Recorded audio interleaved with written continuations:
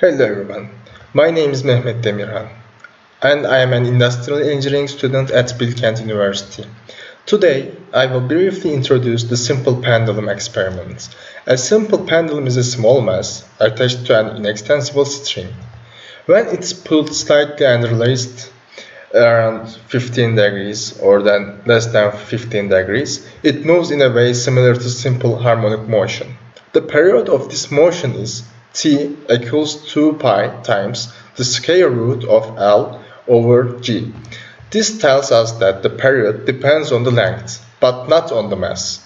So, in the experiment, I will first keep the length constant and change the mass to show the period stays the same. Then, I will keep the mass constant and change the length, so we can clearly see the period increase.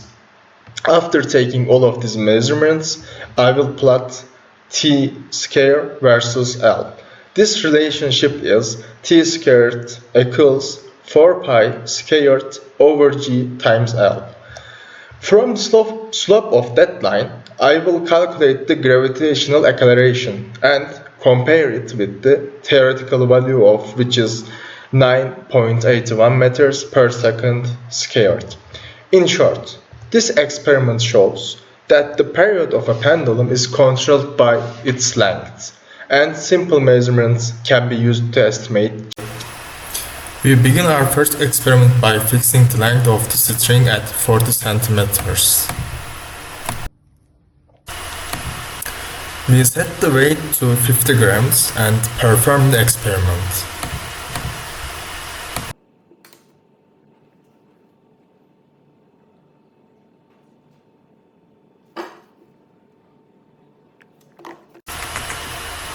Then, we set the weight to 70 grams and perform the experiment again.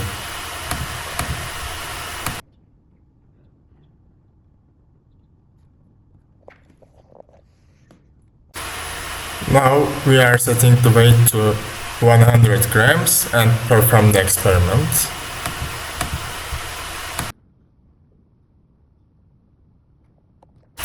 Now, we are setting the weight to 150 grams and perform the experiment again.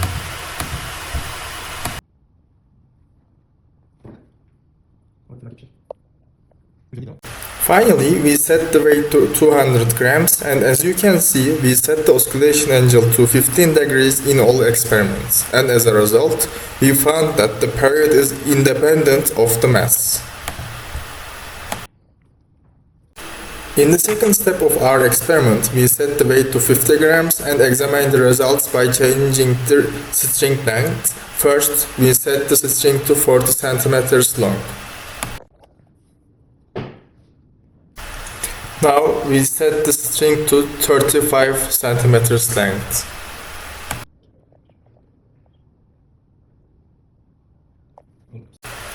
Then, we set the string to 30 centimeters length.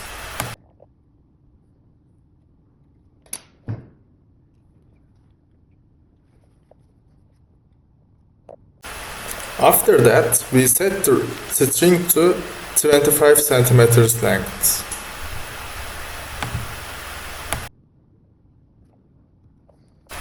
Finally, we set the string length to 20 centimeters, and I would like to point out that we set the oscillation angle to 15 degrees throughout the experiment. As a result, we saw that string length affects the period. When I calculated the g-force using the values we obtained from all these experiments, I found a value of 9.85, which was actually very close to the actual g-force. We know that this small difference is due to errors in measurement and air friction.